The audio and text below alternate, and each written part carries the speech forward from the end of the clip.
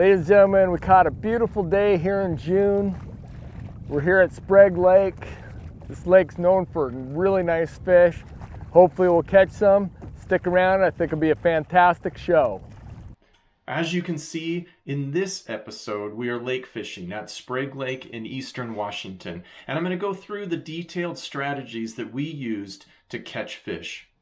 I want to start off by showing you where we are. So Washington State, or Seattle, the mountains, and eastern Washington. We're around Spokane. We're going to zoom in. We're down I-90 from Spokane southwest, and a little town of Sprague. Take this road out to the lake. Holy smoke. That's a fish. Yeah, that's a big fish. Yeah. That's a fish. Wow. No doubt about that one. Whoa! That's a steelhead right there. Yeah. Not just a fish. Wow, that was sweet. Yeah, no doubt about pounding that one. Big fish. Yep. There he goes. Woohoo! Wow. What a jumper too. That's fantastic. That is fantastic. Pretty cool. I will say. Yeah. Oh boy. I mean, it does look like a steelhead when it jumps, man. Yeah. It is amazing. Amazing. Fish. Yeah, it's a big fish. It's going to town now. Coming at me. Don't want to reel too fast, him run the other way and break me off, but I got to keep up with him too. Wow, what a fish. Yeah, it's a big fish. I've heard of, 4 and 5 pound trout in here. Been out here fishing for about a half an hour and been getting constant strikes, and a couple of them I know were trout, but missed them all. Maybe some perch in there or crappie are in this lake too, but there was no doubt about this fish. It almost jumped in the boat, came right back at me. Big, powerful runs and jumps. It's been really cool. I would like to get him in.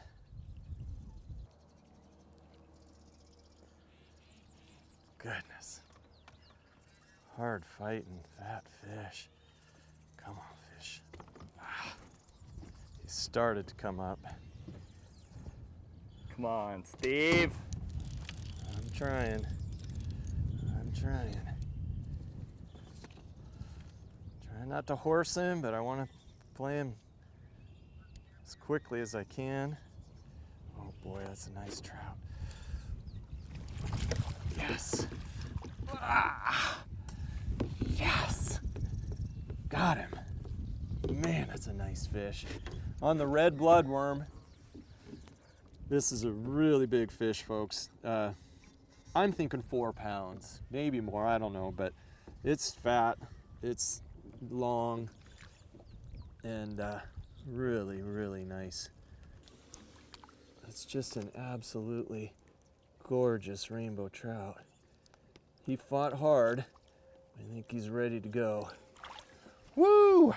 Like I mentioned before, we drove in through Sprague and came down to the northeast end of the lake. I'll switch to satellite and zoom in a little bit. Sprague Lake Resort is right here. They've got a nice launch. And then again, if you come down this road, there is a little bit of a launch right here. Again, it's not very well improved, but it's a decent launch. Just not a lot of room, but we launched right here twice, and then one time we actually launched from the resort. The day that it was really windy and rainy, we didn't want to have to go across all this, so we just launched from the resort and fished out in front for the most part. And then there is one more launch on the other end of the lake, and this is probably the most common one that people go to, the Sprague Lake public access. We fished for 3 days, 3 different days out on Sprague Lake. Now I want to switch and take a look at a bathymetric map to take a look at the depth in the area we're fishing. So this is the end, of course, the kind of the bay on the north end of the lake that we're fishing at, and I would say right in here is the area closest to where we started out. This point right here, I would guess. And you can see that it's under 10 feet out to, there's a little area right in here, and right here is where we fished the third day, and what you're going to see in the clips that we show you of catching a few fish. The first day we actually kind of fished all over this bay and settled a little bit in this area. We found some fish at about 13-14 feet right in here, and then the day that was really rainy and windy, we stayed in this end, and really we were probably about right in this 10-foot, 8 to 10 foot area right off of the resort. We didn't want to go too far because of the wind. So, as soon as we arrived, we noticed there was chironomids hatching. There were a lot of adults around on the water's edge, so we knew they'd been hatching for a while. We probably got there about 10 o'clock in the morning, something like that, and knew again chironomids either had already hatched or were hatching. Is it any wonder we're catching fish on chironomid larvae? The big hatch here at Sprague Lake. And these are pretty cool bugs. People kind of tend to think they're mosquitoes when they see them, but they're not. They sound like them, they kind of look like them, but they don't land on you and try and bite you. Pretty cool bugs. There she There is. it is. That feels good. Awesome. Feels like a good fish. Whoa. Come on, baby. Holy smokes. Oh, it's a big fish. It's huge. Holy smokes, it's a big fish. There he goes, man. Oh my goodness. Wow. That is a hog. Woo! Holy smokes, Steve. It's That like thing's fishing huge. the flats, man. That guy is out of here. It's big. Yeah. Wow. Ooh, let's do the. Wow. Holy smokes. Big fish. It's definitely not close to even fish this size. Yeah.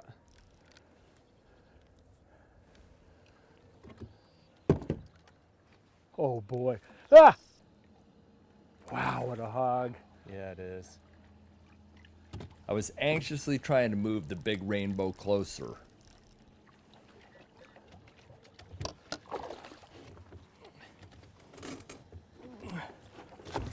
Get him! Yes! Oh my gosh. Oh, I can't believe that thing's in the net. Wow, what an incredible big fish. Unbelievable. Huge. That guy. Look at the beauty. The size. There she goes. Huge fish! Smokes. A huge fish. Unbelievable. I'm kind of surprised that I actually caught it. But I am happy as can be. That was an awesome fish here at Sprague Lake. What can I say? Beautiful. Yeah, amazing.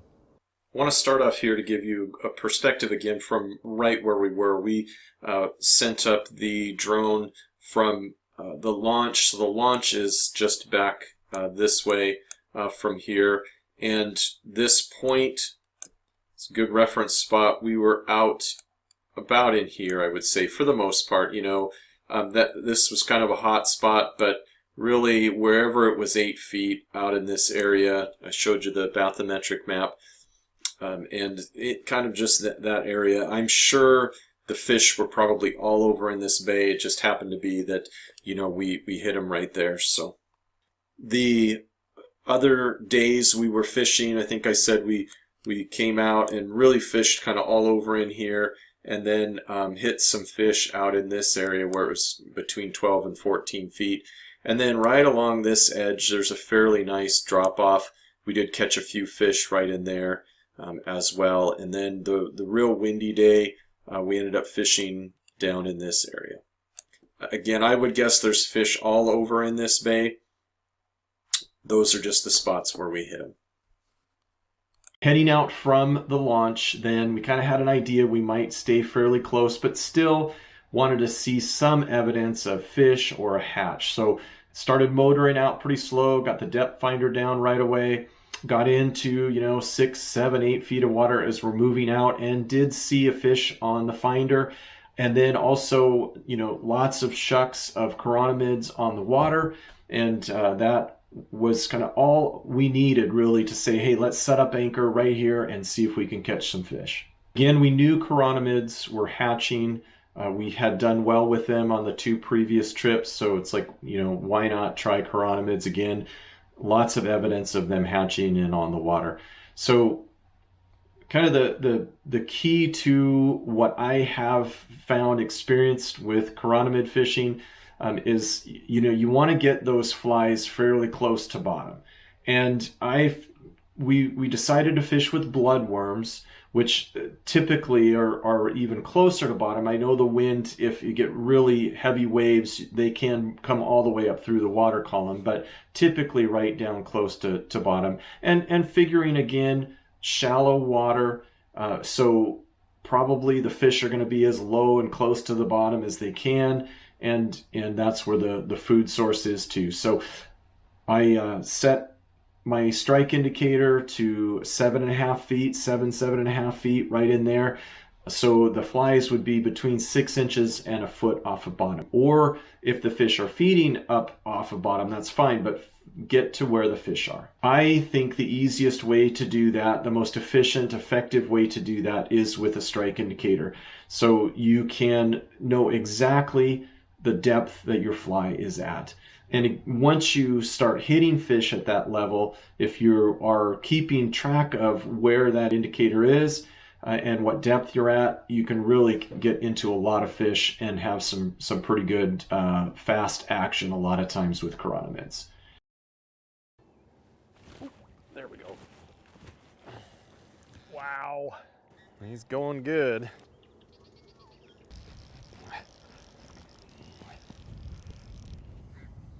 Looks like another nice fish. It does. Wow.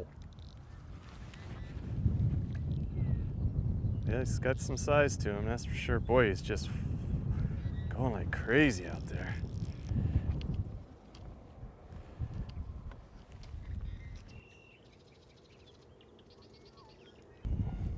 Boy, he's just a flopper. I don't know if that's the right word, but... Come on, baby. This guy's not as much of a jumper, but he's digging down deep, trying to take it down in the weeds or whatever's down there on bottom. Yeah.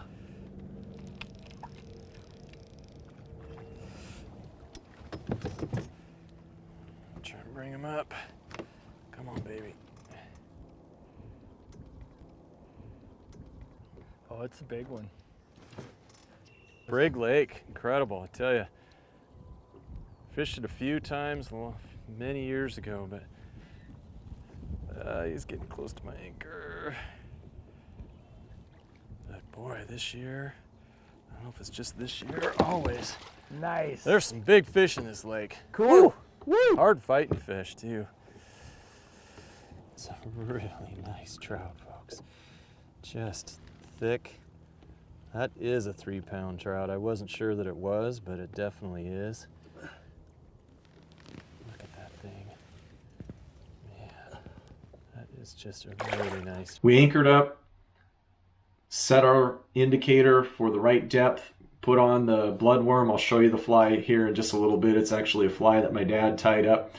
And then just started waiting, and it really didn't take long. Within a couple of minutes, I had a hit. I missed it. Missed several, got a little frustrated, probably missed 5, 6, 7, and I was starting to think, are we into warm water species or the perch down there playing around with it? But sure enough, kept fishing, kept at it, and a really nice trout. took it down and had a great fight. The wind speed was between 5 and 10 miles per hour on this day, and to me that's almost perfect for chironomid fishing. You can catch them at other times too, but when you have that wind speed and that nice chop on the water, it just seems to give the chironomid perfect action when you're fishing it under an indicator. So excited about Sprague Lake because the size of the fish were just the average size was pretty amazing. And here it's just a lake, eastern Washington, close to Spokane. Some really nice trout in it right now. This was May and June of 2020, so as long as we don't have a winter kill, there should be a lot of nice fish in this lake in 2021. This is a put and take lake. It's stocked well by the state of Washington. Fly fishermen, I know sometimes want to go to just catch and release lakes, but I'm telling you, this is a great place to go and catch some big fish. And I've talked with several people that have had a difficult time catching fish on a regular and consistent basis at Sprague. And that maybe we just hit it well. Maybe we kind of unlocked a little secret with chironomids. I don't know as many people that like to chironomid fish, but maybe that's the secret out at Sprague Lake, is to get those bloodworms and chironomid, pupa. The whole north end of the lake is just basically a mud bottom. There's some weeds that start growing in the summertime, but I mean, there are chironomids all over the place. So if you're interested, want to give it a try, maybe you want to try chironomid fishing this year, see if you can get it to work and catch a lot of fish. Sprague Lake may be a good opportunity. Another thing to be aware of in Sprague Lake is the wind. And, you know, one thing I really liked about where we fished on this last day is you kind of can get out of the typical wind that comes up along the lake from south to north, southwest to northeast. It just blows right up that channel.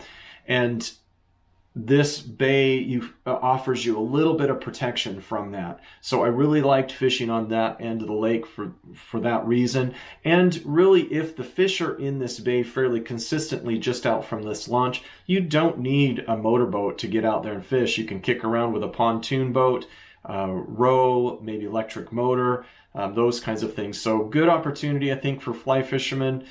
Hopefully you'll give it a try. The flies we used on all three of these days were, for the most part, chironomids that we caught fish with. And the closest one is this example, the hollow worm bead head. A bionic worm looks a lot like this as well. Most of the bloodworms we used did have the gold bead head, but not all of them. Definitely had the red body and a red tail. That was the most effective fly, again, fished within 6 inches to a foot off of bottom. We would almost always, with that, have a second fly higher up, maybe 18 inches above the bottom fly, and typically it was something like this, an ice cream cone chironomid, black with red. We switched that up a bit, and we had some luck with those, but not as much as the bloodworm. We used 3X tippet most of the time when we were fishing. The fish were just big enough you needed to, and we lost a couple even with that. You could go to 2X probably because the water was fairly cloudy at that time. Earlier in March, April, May, the water may be a little bit clearer and you might go to 3X. You may even have to go to 4X. But definitely with the size of the fish and the way they fought and jumped, 3X would probably be the best. And we just did a typical chironomid setup. We had our indicator, we had line down to a swivel, from the swivel a couple of feet down to the bottom fly, and then usually 18 inches above the bottom fly we would have some kind of chironomid pupa. So pretty standard chironomid setup with 2 flies. Thanks for watching. I hope you enjoyed it. Get out there and have fun catching and releasing